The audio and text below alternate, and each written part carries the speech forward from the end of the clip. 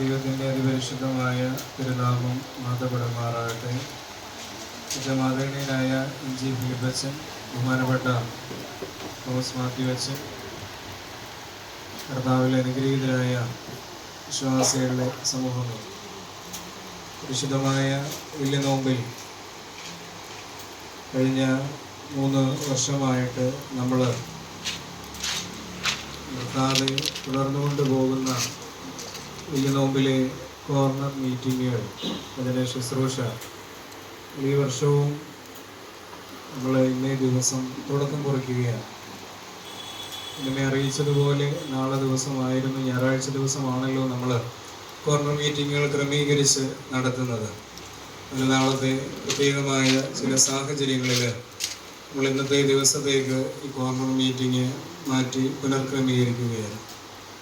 പ്രകാരം അത് ചിന്തിച്ചപ്പോൾ എല്ലാവരും ആത്മാർത്ഥമായി അതിൽ പങ്കുകാരാകുന്നു, സഹകരിക്കുന്നു എന്ന് കാണുന്നതിൽ ദൈവത്തെ സ്തുതിക്കുന്നു, സ്തോത്രം ചെയ്യുന്നു. കഴിഞ്ഞ 2-3 മാസം ഇല്ലാതിരുന്ന ഒരു ചെറിയ മഴയൊക്കെ ഇങ്ങനെ പെയ്യുന്നത് വലിയൊരു അനുഗ്രഹത്തിൻ്റെ നിതാന്തമായി നമുക്ക് കാണാം. കഴിഞ്ഞ 2-3 ആഴ്ചയായിട്ട് രാത്രിയിൽ നല്ല ചൂടൊക്കെയാണ്, നമുക്ക് കിടന്ന് ഉറങ്ങാൻ പറ്റുന്നില്ല. ഇപ്പോഴും നമുക്ക് കിഴക്കും പടിഞ്ഞാറും തെക്കും വടക്കും ഒക്കെ ഫാന് നല്ലതായിട്ട് വെച്ചിട്ടുണ്ട്. ചെറിയൊരു മഴ ചെറിയ രീതിയിലൊന്ന് പെയ്തു, ചെറിയ തണുത്ത ലാഞ്ചന നമ്മുടെ ഉള്ളിൻ്റെ ഉള്ളിലേക്ക് ഇങ്ങനെ വരുന്നുണ്ട്. അതുകൊണ്ട് നമ്മുടെ മനസ്സും ശരീരവും ഒക്കെ ഒന്ന് തണുത്തിരിക്കുക, നമ്മളെ ഒന്ന് ചൂടാക്കുവാൻ വേണ്ടി, നമ്മുടെ ഉള്ളിൻ്റെ ഉള്ളിലൊരു ചൂട് പകരുവാൻ വേണ്ടി ബഹുമാനപ്പെട്ട തിരുവച്ചൻ വചന ശുശ്രൂഷ സഹായിക്കുമെന്ന് ഞാൻ വിശ്വസിക്കുകയാണ്. യോശുവ-പ്രവാചക പുസ്തകം അതിൻ്റെ 1-ാം അധ്യായം 8-9 വാക്യങ്ങളിൽ ഇപ്രകാരമാണ് പറയുന്നത്: ഈ ന്യായപ്രമാണ പുസ്തകത്തിലുള്ളത് നിന്റെ വായിൽ നിന്ന് നീങ്ങിപ്പോകരുത്. അതിൽ എഴുതിയിരിക്കുന്നത് പോലെയൊക്കെയും പ്രമാണിച്ച് നടക്കേണ്ടുന്നതിന് നീ രാവും പകലും അത് ധ്യാനിച്ചു കൊണ്ടിരിക്കണം. എന്നാൽ നിന്റെ പ്രവൃത്തി സാധിക്കും, നീ കൃതാർത്ഥനായും ഇരിക്കും. നിന്റെ ദൈവമായ യഹോവ നീ പോകുന്നിടത്തൊക്കെയും നിന്നോട് കൂടി ഉള്ളതുകൊണ്ട് ഉറപ്പും ധൈര്യമുള്ളവനായിരിക്കുക. ഭയപ്പെടരുത്, ഭ്രമിക്കുകയും അരുത് എന്ന് ഞാൻ നിന്നോട് കൽപ്പിച്ചുവല്ലോ എന്ന് പറയും. ദൈവമായ യഹോവ യോശുവയോട് പറയുകയാണ്, നീ പോകുന്നിടത്തൊക്കെയും ഞാൻ നിന്റെ കൂടെ ഉണ്ട്. പക്ഷെ നീ ഒരു കാര്യം ചെയ്യണം, നിന്റെ കയ്യിൽ എപ്പോഴും എന്തോ കാണണം? ന്യായപ്രമാണ പുസ്തകം കാണണം, വിശുദ്ധ വേദപുസ്തകം നമ്മളുടെ കൂടെ എപ്പോഴും കാണണം. കൂടെ കണ്ടാൽ മാത്രം പോരാ, നീ അതെന്ത് ചെയ്യണമെന്നാണ് പറഞ്ഞത്? രാവും പകലും ധ്യാനിക്കണം. ഇപ്പോഴും നമ്മുടെ കയ്യിൽ എന്തോ ഉണ്ട്? ദൈവത്തിൻ്റെ വചനമുണ്ട്. രാവും പകലും ധ്യാനിക്കുവാൻ നമുക്ക് അവസരങ്ങൾ ദൈവം തരുന്നുണ്ട്. അതുകൊണ്ടൊരു അവസരത്തിൻ്റെ ദിവസങ്ങളിലൂടെ നമ്മൾ കടന്നു പോകുന്നത്. പരിശുദ്ധമായ വലിയ നോമ്പിൽ ധ്യാനിക്കുവാനും ദൈവത്തെ തിരിച്ചറിയുവാനും ഒക്കെ ധാരാളം അവസരം ഇങ്ങനെ ദൈവം തമ്പുരാൻ തന്നുകൊണ്ടിരിക്കുകയാണ്. അങ്ങനെ ഒരു അവസരത്തിൽ നമ്മൾ ഇരിക്കുന്നത്. അവിടെ നമ്മുടെ ജീവിതത്തിൽ എന്ത് പ്രതിസന്ധി വന്നാലും പ്രയാസം വന്നാലും ഇവിടെ പറയുന്നത് പോലെ ഭയപ്പെടരുത്, ഭ്രമിക്കുകയും അരുത് എന്ന് ഞാൻ നിന്നോട് കൽപ്പിച്ചുള്ളൂ. അതുകൊണ്ട് ദൈവത്തിൻ്റെ ന്യായപ്രമാണ പുസ്തകം നമ്മളുടെ കൂടെ വേണം. അതിനെ രാവും പകലും ധ്യാനിക്കണം. അതിനെ മറ്റുള്ളവരോട് സന്നിവേശിപ്പിക്കുവാനായിട്ട് സാധ്യമാകണം. അങ്ങനെ ഒരു ദിവസങ്ങളായി പരിശുദ്ധ വലിയ നോമ്പിൻ്റെ, പ്രത്യേകിച്ച് ഈ കോർണർ മീറ്റിങ്ങിൻ്റെ ദിവസങ്ങൾ പരിഗണപ്പെടട്ടെ എന്ന് പ്രാർത്ഥിക്കുന്നു. അതിൻ്റെ ഒരനുഭവം നമുക്ക് എല്ലാവർക്കും ഒരുമിച്ച് ഉണ്ടാകട്ടെ എന്ന് ആമുഖമായിട്ട് പ്രാർത്ഥിക്കുന്നു, ആശംസിക്കുന്നു. ഇന്ന് നമ്മളുടെ ക്ഷണം സ്വീകരിച്ച് കടന്നു വന്നിരിക്കുന്നത് നമ്മുടെ ഈ ദേവാലയത്തിൻ്റെ തന്നെ, നമ്മുടെ കല്ലുമല സെന്റ് ഗ്രിഗോറിയോസ് ചാപ്പലിന് തന്നെ മുൻവികാരിയായിരുന്ന ബഹുമാനപ്പെട്ട തോമസ് മാത്യുവച്ചനാണ്, ടിനുവച്ചനാണ്. ടിനുവച്ചൻ ഇപ്പോൾ ഇവിടെ കരിപ്പുഴ സെൻറ് ജോർജ് ദേവാലയത്തിൻ്റെ ശുശ്രൂഷയിൽ ആയിരിക്കുന്നു. ഇവിടെ പരിശുദ്ധ സഭയുടെ MGOC പ്രസ്ഥാനത്തിൻ്റെ മുൻ കേന്ദ്ര വൈസ് പ്രസിഡൻ്റായിട്ട് അദ്ദേഹം സ്തുത്യർഹമായി സേവനമനുഷ്ഠിച്ചു. ഇപ്പോൾ കർണാട്ടിക് സംഗീതത്തിലൊക്കെ നല്ല പ്രാവീണ്യം നേടിക്കൊണ്ട് എൻ്റെ സംഗീത സബരിയയിൽ നല്ല രീതിയിൽ ജ്ഞാനവും പക്വതയും ഒക്കെ നേടിക്കൊണ്ട് അച്ഛൻ ഇങ്ങനെ പഠനത്തിൽ ഇങ്ങനെ ആവൃതനായിരുന്ന് മുൻപോട്ട് പോയിക്കൊണ്ടിരിക്കുകയാണ്. അത് നല്ല ഒരു ഗായകൻ, അതിനേക്കാൾ ഉപരി സംഗീതത്തെ കൂടുതലായി തിരിച്ചറിയുവാൻ ശ്രമിക്കുന്ന ഒരു വൈദികൻ എന്ന നിലയിലൊക്കെ നല്ല ശ്രേഷ്ഠകരമായ ജീവിതം എൻ്റെ ജീവിതത്തിൽ നയിച്ചുകൊണ്ട് ബഹുമാനപ്പെട്ട അച്ഛൻ ഇരിക്കുകയാണ്. ബഹുമാനപ്പെട്ട അച്ഛനെ നമ്മൾ ക്ഷണിച്ചപ്പോൾ തന്നെ ഏറ്റവും സ്നേഹത്തോടു കൂടി ആ ക്ഷണം സ്വീകരിച്ചു. വന്ന് ഈ സന്ധ്യയിൽ ബഹുമാനപ്പെട്ട അച്ഛൻ നമ്മളോട് കൂടെ ചേർന്നു. നമുക്ക് വചന ശുശ്രൂഷ അച്ഛൻ നിർവഹിക്കും. അച്ഛനെ ഏറ്റവും സ്നേഹത്തോടു കൂടി അല്ലവല സെന്റ് ഗ്രിഗോറിയോസ് ചാപ്പലിലെ ഈ കോർണർ മീറ്റിങ്ങിലേക്ക് ഏറ്റവും സ്നേഹത്തോടു കൂടി എല്ലാവരുടെയും പേരിൽ സ്വാഗതം ചെയ്തുകൊള്ളുന്നു. അതുപോലെ തന്നെ ഇതിനായ NG ഫിലിപ്പ് അച്ഛൻ ഈ ശുശ്രൂഷകൾക്കൊക്കെ അച്ഛൻ്റെ നേതൃത്വവും ഉപദേശവും ഒക്കെ നമ്മളോട് കൂടെ പ്രാർത്ഥനകൾക്കൊക്കെ അച്ഛൻ തന്നെയാണ് എല്ലാ കാര്യങ്ങൾക്കും നേതൃത്വം നൽകി നമ്മളോട് കൂടെ ആയിരിക്കുന്നത്. ഇതിനായ അച്ഛനെ ഔപചാരികതയുടെ പേരിൽ ഏറ്റവും സ്നേഹത്തോടു കൂടി ഈ സന്ധ്യയിലേക്ക് സ്വാഗതം ചെയ്യുന്നു. നമുക്ക് ഇന്ന് ഈ ഭവനം ക്രമീകരിച്ച് ഒരുക്കി നൽകിയിരിക്കുന്നത് ഇവിടെ പ്രിയപ്പെട്ട ജോൺ പോത്തനച്ചായനും ഷീലമാമയും കുടുംബവും ചേർന്നാണ്. കുടുംബം കഴിഞ്ഞ വർഷം ഈ ആവശ്യം ഞാൻ പറഞ്ഞപ്പോൾ സ്നേഹത്തോടെ കഴിഞ്ഞ വർഷം അത് ഏറ്റൊരു കാര്യമാണ്. പക്ഷെ അന്നേ ദിവസം ആ സാഹചര്യങ്ങളിൽ ചില പ്രയാസങ്ങളൊക്കെ ഉണ്ടായതുകൊണ്ട് കഴിഞ്ഞ വർഷം ഈ കോർണർ മീറ്റിംഗ് ഇവിടെ വെച്ച് നടത്തുവാൻ ഇടയായില്ല. നൽകി നമ്മളോട് കൂടെയുണ്ട്. അവരെയും ഏറ്റവും സ്നേഹത്തോടു കൂടി സ്വാഗതം ചെയ്യുന്നു. ഇവിടെ ഞായറാഴ്ച മാർ ബെസേലിയോസ് പ്രാർത്ഥനാ യോഗമാണല്ലോ നമ്മൾ ഇപ്രകാരം ഒരു കോർണർ മീറ്റിംഗ് ആയിട്ട് മാറ്റി നമ്മൾ ക്രമീകരിച്ച് മുമ്പോട്ട് കൊണ്ടുപോകുന്നത്. ആ പ്രാർത്ഥനാ യോഗത്തിൻ്റെ ചുക്കാൻ പിടിക്കുന്നത് പ്രിയപ്പെട്ട വർഗീസ് പി നായനൻ സവിച്ചാനാണല്ലോ. സവിച്ചാന് കാര്യങ്ങൾക്കൊക്കെ നല്ല നേതൃത്വം നൽകി കാര്യങ്ങൾ നമ്മളോട് കൂടെ കോർണർ മീറ്റിങ്ങിൻ്റെ കാര്യങ്ങൾ മുഴുവൻ ക്രമീകരിച്ച് നമ്മളോടൊപ്പം കൊണ്ട് നിസ്വാർത്ഥമായി നല്ല രീതിയിൽ ഈ കാര്യങ്ങൾക്കൊക്കെ നമ്മുടെ കൂടെ നിന്ന് സേവനം ചെയ്യുന്ന പ്രിയപ്പെട്ട സവിച്ചായനെയും ഏറ്റവും സ്നേഹത്തോടു കൂടി ഈ സന്ധ്യയിലേക്ക് സ്വാഗതം ചെയ്യുന്നു. നമ്മുടെ യുവജന പ്രസ്ഥാന അംഗങ്ങൾ അവർ ക്ഷീണം നല്ല രീതിയിൽ പ്രയത്നിക്കുന്നുണ്ട്. ഇന്ന് ഉച്ചയ്ക്ക് 2 മണി കഴിഞ്ഞപ്പോൾ തന്നെ അവർ ചാപ്പലിൽ വന്ന് ഇതിൻ്റെ കാര്യങ്ങളൊക്കെ ക്രമീകരിച്ച് ഭവനത്തിൽ കൊണ്ടുവന്നു. ഇതൊക്കെ ഭംഗിയാവണ്ണം ക്രമീകരിച്ച് നമുക്ക് വേണ്ടി നൽകുന്നു. യുവജന പ്രസ്ഥാനത്തിൻ്റെ പ്രവർത്തകർ എല്ലാവരോടുമുള്ള സ്നേഹം അറിയിക്കുന്നു. നമ്മുടെ ആധ്യാത്മിക സംഘടന പ്രവർത്തകർ എല്ലാവരെയും ഏറ്റവും സ്നേഹത്തോടു കൂടി ഈ സന്ധ്യയിലേക്ക് സ്വാഗതം ചെയ്യുന്നു. മനോഹരമായ ഗാനങ്ങൾ ആലപിച്ച ഗായക സംഘങ്ങളെയും ഏറ്റവും സ്നേഹത്തോടു കൂടി സ്വാഗതം ചെയ്യുന്നു. ദൈവം തമ്പുരാൻ വന്നു ചേർന്നിരിക്കുന്ന നിങ്ങളെ എല്ലാവരെയും അനുഗ്രഹിക്കട്ടെ എന്ന് പ്രാർത്ഥിക്കുന്നു. എല്ലാവരെയും ഒറ്റ വാക്കിൽ സ്വാഗതം ചെയ്തുകൊണ്ട് ഇന്നത്തെ ഈ സന്ധ്യയിലെ വചന ശുശ്രൂഷയ്ക്കായിട്ട് ഏറ്റവും ബഹുമാനപ്പെട്ട തിരുവച്ചനെ സാദരം ക്ഷണിക്കുന്നു.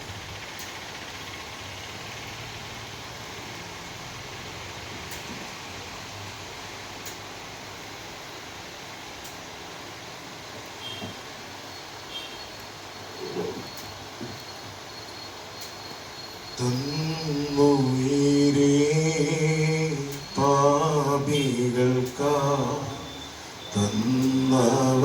തന്നവനാം നീയും തള്ളിടുമോ എന്നെ തീരുമോ നിൻ സ്നേഹമന്നിൽ തള്ളിടുമോ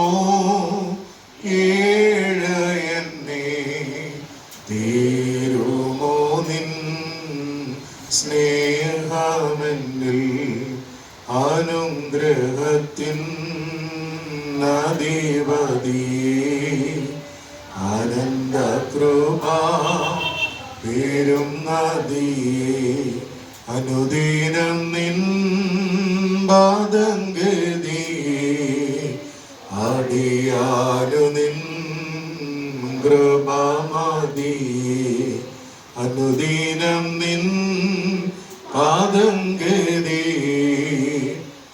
അടിയാനു നിൻ കൃപമതി.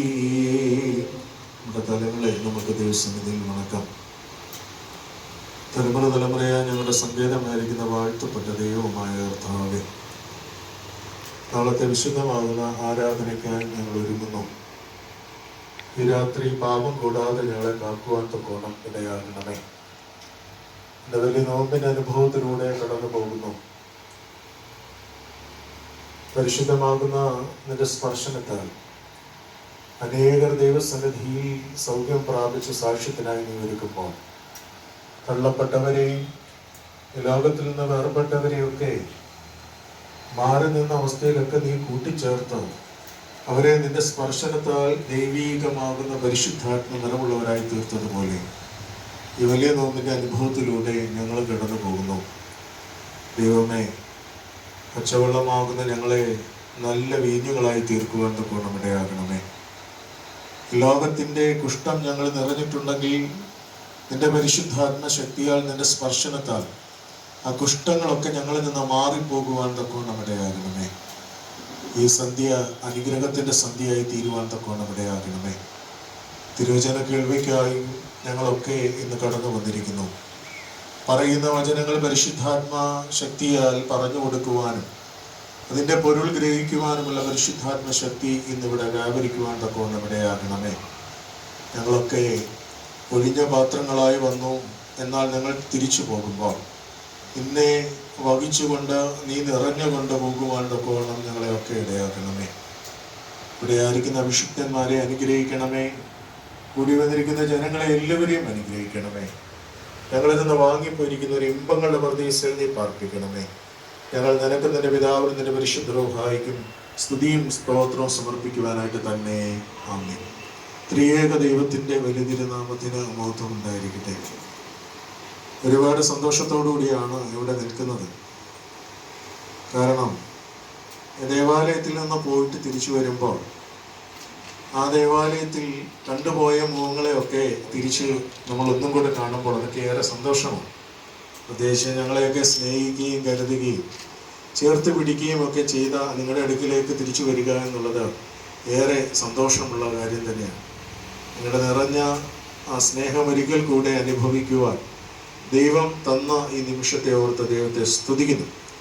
ഏറ്റവും ബഹുമാനപ്പെട്ട NG ഫിലിപ്പച്ചൻ ഈ ചാപ്പലിൻ്റെ ചുമതലയായി ഏറ്റവും ഭംഗിയോടുകൂടി അനുഗ്രഹത്തോടുകൂടി വളരെ പുതുക്കത്തോടുകൂടി ഈ ചാപ്പലിൻ്റെ ക്രമീകരണങ്ങളൊക്കെ ആയിട്ട് മുന്നോട്ട് പോകുന്ന പ്രിയ സഹോദരൻ മനീഷ് അച്ഛൻ, എന്നെ കേൾക്കുന്ന മാതാപിതാക്കന്മാരെ, സഹോദരി സഹോദരങ്ങളെ, നിങ്ങൾക്ക് എല്ലാവർക്കും ക്രിസ്തു യേശുവിൻ്റെ നാമത്തിൽ സ്നേഹവന്ദനം. ഞാൻ കുഞ്ഞുങ്ങളെ എന്ന് വിളിക്കാൻ പോയത്, പക്ഷെ കുഞ്ഞുങ്ങളെ ഒന്നും കാണാത്തത് കൊണ്ടാണ് ഞാൻ അവിടെ കൊണ്ടുവന്ന് ഞാനങ്ങ് നിർത്തിയത്.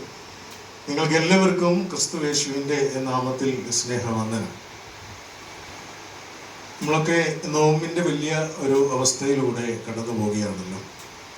നോമ്പ് എപ്പോഴും ഒരു മടക്കയാത്രയാണ്. എവിടേക്കുള്ള മടക്കയാത്രയാണ്? ചില ബോധിവൃക്ഷ തണലുകളിലേക്കുള്ള മടക്കയാത്രയാണ് നോമ്പ്. അതുകൊണ്ടാണ് നമുക്കറിയാം, ഇല കൊഴിഞ്ഞ് നിൽക്കുന്ന മരങ്ങളൊക്കെ ഇപ്പൊ ചൂടാണ് അല്ലേ? ചൂടുണ്ടോ? ചൂടുണ്ടോ? ചൂടില്ലേ? മഴയാ? എന്തെങ്കിലും ഒന്ന് പറഞ്ഞേ, ചൂടാണോ മഴയാണോ? ചൂടാ ആണോ മഴയാ? മഴയും ചൂടും കൂടെ അല്ലേ? ചൂടാണ് അല്ലേ? അകത്തും പുറത്തും ചൂടാണ് അല്ലേ? നമ്മൾ എന്താ അകത്തെ ചൂട്? ഞാൻ 1 മണിക്കൂർ കൊണ്ട് ഞാൻ പ്രസംഗം നിർത്തും. നിങ്ങൾ ആരും വിഷമിക്കേണ്ട, ഞാൻ 1 മണിക്കൂർ കൊണ്ട് നിർത്തും. പക്ഷേ ഈ 1 മണിക്കൂർ ഞാൻ പ്രസംഗിക്കുമ്പോൾ ഞാൻ അങ്ങോട്ട് സംസാരിക്കും, നിങ്ങൾ ഇങ്ങോട്ട് സംസാരിക്കും. ഒരു മനുഷ്യൻ പോലും ഇവിടെ ഉറങ്ങാൻ ഞാൻ സമ്മതിക്കത്തില്ല. ഉറങ്ങുന്നവരാരെങ്കിലും ഉണ്ടെങ്കിൽ ചോദ്യം പ്രതീക്ഷിച്ചോ. അങ്ങനെ നിങ്ങൾ ഉറങ്ങാവൂ. ആരെങ്കിലും ഇവിടെ ഇരുന്ന് ഉറങ്ങുവാനെന്ന് ആഗ്രഹിക്കുന്നുവെങ്കിൽ ചോദ്യം പ്രതീക്ഷിച്ചോണം, ഞാൻ ചോദിക്കും. നിങ്ങൾ അതുകൊണ്ട് ആരും നീ ഉറക്കം വന്നാലും എന്ത് ചെയ്യണം? കണ്ണിങ്ങനെ തെള്ളി ഇങ്ങനെ ഇരുന്നോണം. അതുകൊണ്ട് അത് നിങ്ങൾ തീർച്ചയായിട്ടും ഉണർന്നിരിക്കുവാൻ തക്കോണം സാധ്യമാണ്. ഞാൻ പറഞ്ഞില്ല, 1 മണിക്കൂറിനുള്ളിൽ ഞാൻ എൻ്റെ ഈ വചന ശുശ്രൂഷ ഞാൻ നിർത്തും. അതുകൊണ്ട് എപ്പോഴും മാറ്റി നോക്കണമെന്നുമില്ല. അച്ഛൻ 1 മണിക്കൂർ കൊണ്ട് നിർത്തുമോ എന്ന് വാച്ചിൽ നോക്കണമെന്നുമില്ല.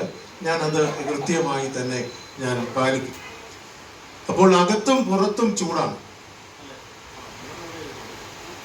അകത്തും പുറത്തും ചൂടാണ്. അകത്ത് എന്തിന്റെ ചൂടാണ്? നോമ്പിന്റെ ചൂടാണ് അല്ലേ? നോമ്പിന്റെ ചൂട് അകത്ത് കത്തുകയാണ്, പുറത്ത് പ്രകൃതിയുടെ ചൂടാണ് അല്ലേ? അതുകൊണ്ടാണ് പറയുന്നത് നോമ്പ് തോക്കാത്ത ആയുധമാകുന്നു എന്ന് പറയുന്നത്. അതുകൊണ്ട് തന്നെയാണ് നോമ്പ് തോൽക്കാത്ത ആയുധമാകുന്നു. അതുകൊണ്ട് ഒരു ഇപ്രകാരം നോമ്പിന്റെ ഈ തിങ്കളാഴ്ച സന്ധ്യയിൽ ഇപ്രകാരം ഒരു പാട്ടുണ്ടല്ലോ. നോമ്പും പ്രാർത്ഥനയും മകിമേഴും തിരുസന്നിധിയിൽ കൈക്കൊണ്ടിടണമേ നിർമ്മല പരിമള ധൂപമ്പോൾ. കേട്ടിട്ടുണ്ടോ ഇത്? അനീഷച്ചൻ ഇവിടെ നമസ്കാരത്തിന് പാട്ടായിരിക്കും എടുക്കുന്നതെന്ന് എനിക്കറിയാം. അതുകൊണ്ട് നിങ്ങളൊക്കെ ഈ പാട്ട് ആയിരിക്കും പഠിച്ചിരിക്കുന്നത്. അതുകൊണ്ട് നമ്മൾ ഈ തിങ്കളാഴ്ച സദ്യയിൽ ഉപയോഗിക്കുന്ന പാട്ടാണ്. എന്താണ്? നമുക്ക് ഒരുമിച്ചൊന്ന് പാടാം. നോമ്പും പ്രാർത്ഥനയും മകിമേഴും തിരുസന്നിധിയിൽ കൈക്കൊണ്ടിടണമേ നിർമ്മല പരിമള ധൂപമ്പോൾ. എൻ്റെ പ്രാർത്ഥന, എൻ്റെ നോമ്പ്, അതൊക്കെ എങ്ങനെ കൈക്കൊള്ളണമെന്നാണ് പറയുന്നത്? നിർമ്മലമാകുന്ന പരിമളമാകുന്ന ധൂപം പോൽ കൈക്കൊള്ളണം എന്നാണ് പറയുന്നത്. ക്ലെമീസ് എന്ന് പറയുന്ന ഒരു പിതാവ് പറയുന്നുണ്ട്, നോമ്പൊരു നോവാണ്. നോമ്പൊരു നോവാണ്. ആ നോമ്പ് നിങ്ങൾ അനുഭവിച്ചിട്ടുണ്ടോ? നോമ്പിന്റെ നോവ് അനുഭവിച്ചിട്ടുണ്ടോ? എന്താ നോമ്പിന്റെ നോവ്? എന്താ നോമ്പിന്റെ നോവ്? നിങ്ങൾ അനുഭവിച്ചിട്ടുള്ള നോമ്പിന്റെ നോവ് എന്താ?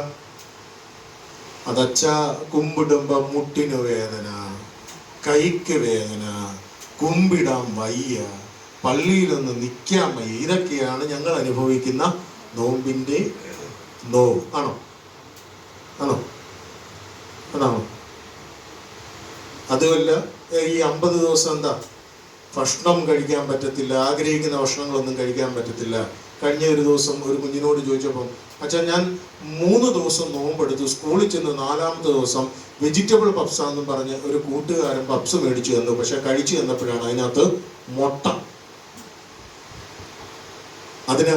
അതുകൊണ്ട് എൻ്റെ നോമ്പ് അച്ഛാ മുറിഞ്ഞു പോയി എന്ന് പറഞ്ഞു. ഞാൻ പറഞ്ഞു, നോമ്പ് മുറിഞ്ഞെങ്കിൽ ഇനിയും നമുക്ക് എന്ത് ചെയ്യാം? നോമ്പ് നോക്കാം. അതവിടെ മുറിച്ചു. അത് നീ ഒരു പശ്ചാത്താപം പ്രാർത്ഥനയൊക്കെ നടത്തി നിന്റെ നോമ്പ് നീ എന്ത് ചെയ്യണമെന്ന് പറഞ്ഞു? മുമ്പോട്ട് പോകുക എന്ന് പറഞ്ഞു. നോമ്പ് എപ്പോഴും എന്താണ്? അതൊരു നോവാണ്. നോമ്പ് എപ്പോഴും നോവാണ്. തീർച്ചയായിട്ടും അത് നമ്മുടെ ശരീരത്തെയും നമ്മുടെ മനസ്സിനെയും പുതുതാക്കുന്ന ഒരു നോമ്പ്, ഒരു നോവായി തീരുവാൻ തക്കോണം ഇടയാകണം. നോമ്പൊക്കെ നമ്മൾ പറയും എന്താ? ആർജിക്കുവാനുള്ളതാണ് എന്ന് പറയും. ആർജിക്കുവാനും വർജിക്കുവാനും ഉള്ളതാണ് എന്ന് പറയും അല്ലെ? നോമ്പിനെ കുറിച്ച് നമ്മൾ പറയുന്നത് എന്താ?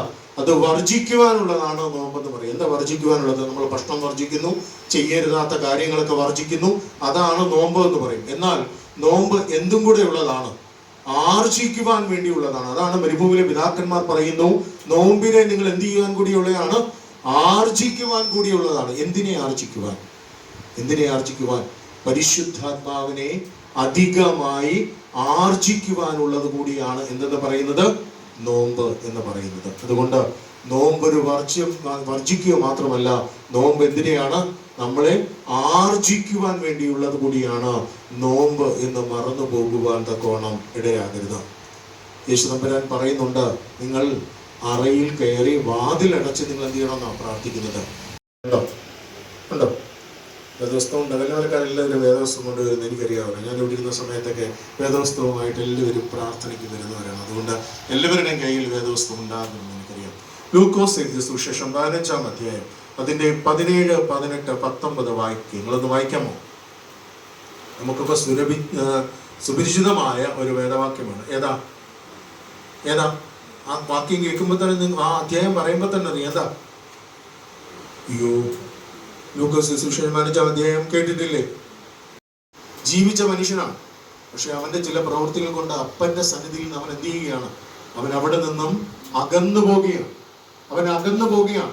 ചിലപ്പോൾ ചില സുഹൃത്തുക്കൾ കാണും, അവന്റെ ചില കൂട്ടുകാർ കാണും, അവൻ അവിടെ നിന്നൊക്കെ അകന്ന് അവൻ പോകുന്ന ഒരു കാഴ്ച നമുക്ക് കാണുവാൻ സാധിക്കും. പക്ഷെ അവൻ പോയി, അവൻ രക്ഷപ്പെട്ടോ? രക്ഷപ്പെട്ടില്ല. അവൻ എന്ത് ചെയ്തു? അവൻ പോയത് ഇതിലേക്കാ പോയത്? അവൻ പോയത് വലിയൊരു തിന്മയിലേക്കാണ് അവൻ പോയത്. അവിടെ ചെന്ന് ആ തിന്മയിൽ അകപ്പെട്ട് അവൻ അവിടെ നിന്നെല്ലാം പാഠങ്ങളൊക്കെ പഠിച്ചു കഴിഞ്ഞിട്ട് അവന് എന്ത് വരികയാണ്? സുബോധം വരികയാണ്. അവന് സുബോധം വന്നിട്ട് അവൻ തിരിച്ചെവിടേക്ക് വരികയാണ്? അവന്റെ അപ്പന്റെ സന്നിധിയിലേക്ക് തിരികെ വരികയാണ്. ഓരോ നോമ്പും ഒരു സുബോധത്തിന്റെ അവസ്ഥകളാണ്. ഓരോ നോമ്പും ഒരു സുബോധത്തിന്റെ അവസ്ഥകളാണ്. നമ്മളും ഒരു മടങ്ങിവരവിന്റെ അനുഭവമായി ഓരോ നോമ്പും തീരുവാൻ തക്കോണം ഇടയാണ്.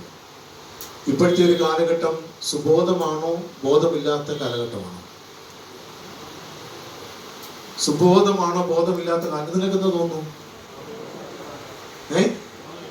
ഞങ്ങൾക്കൊന്നും തോന്നുന്നില്ല അല്ലേ? ബോധമില്ലാത്ത ഒരു കാലഘട്ടമാണ്.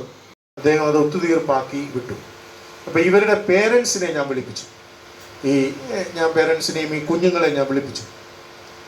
അപ്പം 2-3 പേരൻസൊക്കെ അവർ വരാനുള്ള മാനസിക പ്രയാസങ്ങളൊക്കെ കാണിച്ചു. എങ്കിലും ഞാൻ പറഞ്ഞു നിങ്ങൾ വാ എന്നൊക്കെ പറഞ്ഞു വിളിപ്പിച്ചു. ഞാൻ ഈ കുഞ്ഞുങ്ങളെ വിളിപ്പിച്ചതെന്ന് പറഞ്ഞാൽ ഇവർ മദ്ബഹായിൽ കയറുന്ന കുഞ്ഞുങ്ങളാണല്ലോ. അപ്പം എൻ്റെ മനസ്സിൽ പെട്ടെന്ന് തോന്നിയ ഒരു ആഗ്രഹം, ഈ കുഞ്ഞുങ്ങളെ കൊണ്ട് ഈ ബലിപീഠത്തിൽ പിടിപ്പിച്ചിട്ട് ഇനിയും ഇങ്ങനെയുള്ള തെറ്റുകളിലേക്ക് ഇവർ പോവുകയില്ല എന്ന് ഇവരെ കൊണ്ടൊരു സത്യം ചെയ്യിക്കണം എന്ന് എനിക്ക് തോന്നി. അപ്പം അങ്ങനെയാണ് ഞാൻ ഈ പേരൻസിനെ ഉൾപ്പെടെ ഞാൻ വിളിച്ചത്. അപ്പോൾ ഇവിടെ വിളിച്ചു, ഞാൻ എൻ്റെ അടുത്തിരുത്തി, കുഞ്ഞുങ്ങളെ ഇരുത്തി, പേരൻസിനെ ഞാൻ ഇരുത്തി. ഞാൻ സംസാരിച്ചുകൊണ്ടിരുന്നപ്പോൾ ഇതിലൊരു പേരൻസ് എഴുന്നേറ്റിട്ട് എന്നോട് പറഞ്ഞത്, അച്ഛാ, ഇവർ വളർന്നു വരുന്ന ആൺകുട്ടികളല്ലേ, ഇവർ ചിലപ്പോൾ ഈ നമ്മുടെ നാട്ടിൽ നിന്ന് വേറെ നാട്ടുകളിലൊക്കെ പോയി പഠിക്കുവാനൊക്കെ അവർ പോവും.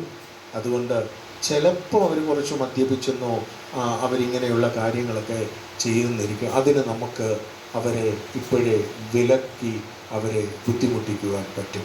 ഒരമ്മ പറഞ്ഞതാണ്, ഒരമ്മ പറഞ്ഞ വാക്കാണ്.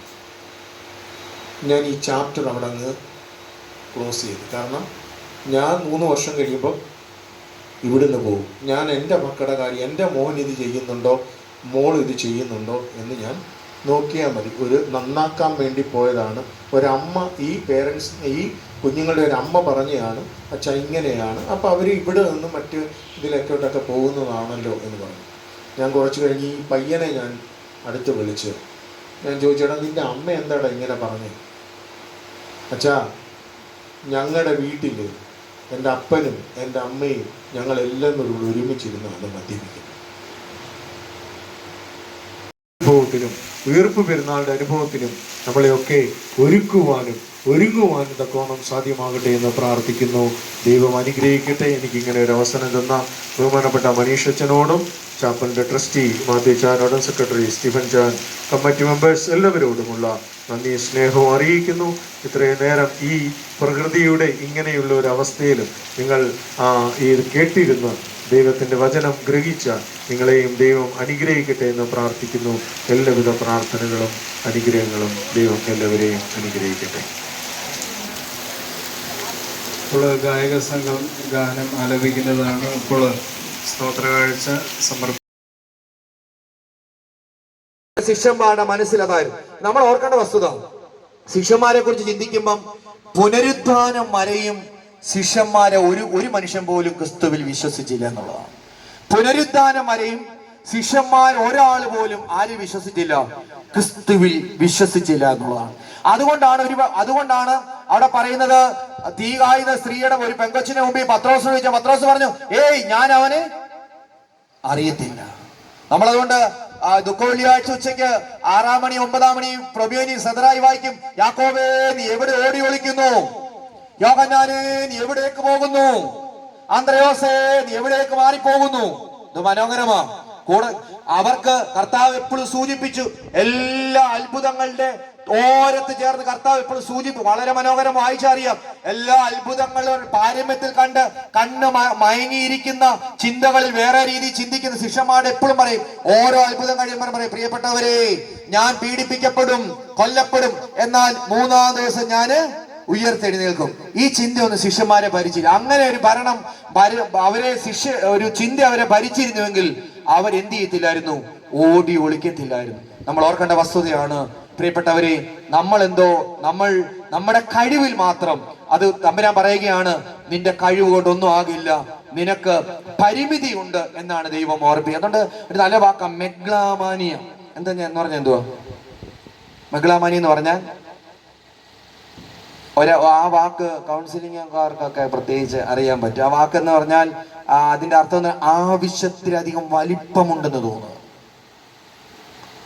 ഈ ചക്കയുടെ കാര്യമല്ല പറയുന്നത്, സ്വയം നമുക്ക് തന്നെ തോന്നും ഞാൻ ആരോ. അച്ഛൻ പറഞ്ഞില്ല ഇവിടെ ഇരുന്ന്, അച്ഛൻ കാരുണ്യ ഭവന യൂത്തിന്റെ, അപ്പൊ ഞാൻ ചിന്തിച്ചു വലിയ പാർട്ടിയാണെന്നായി അച്ഛൻ പറയുന്നത്, അത് തന്നെയാണല്ലോ ഒരു വലിപ്പം എനിക്ക് തോന്നി.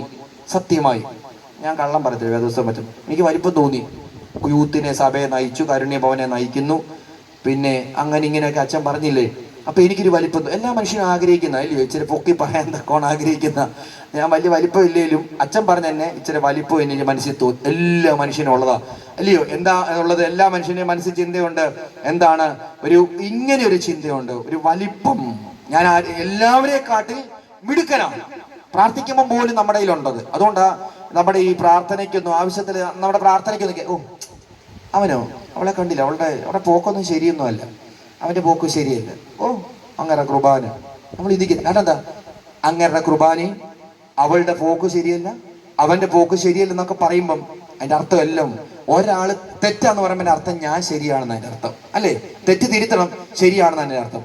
അതുകൊണ്ട് പ്രത്യേകിച്ച് പ്രിയപ്പെട്ട നമ്മൾ ഓർക്കേണ്ട വസ്തുതയാണ്,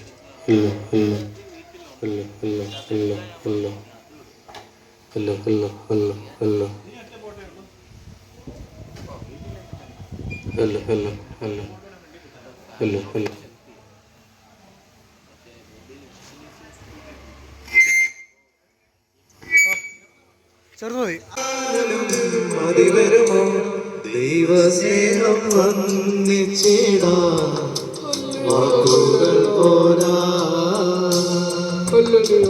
നന്ദി ചൊല്ലി തീർക്കുവാനേ ജീവിതം പോരാ.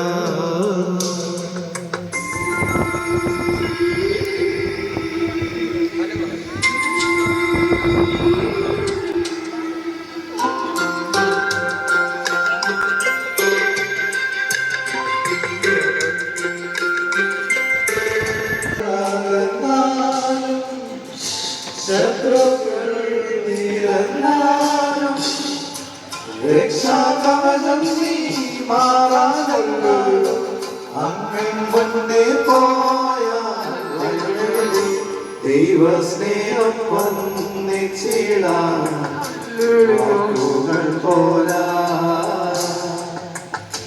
നന്ദി ചൊല്ലി ജീവിതം പോരാ കഷ്ടപ്പാടിൻ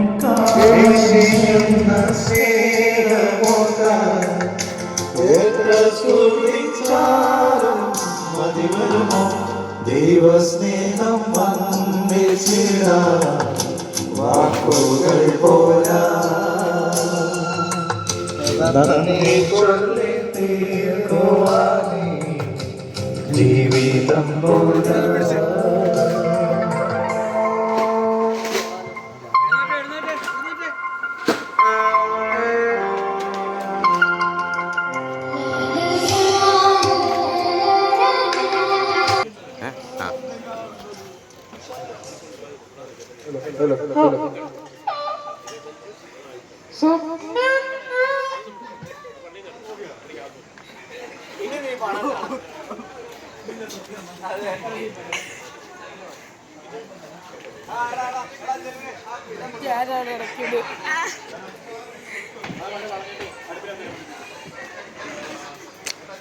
ശേഷം ഫ്രെയിമിങ്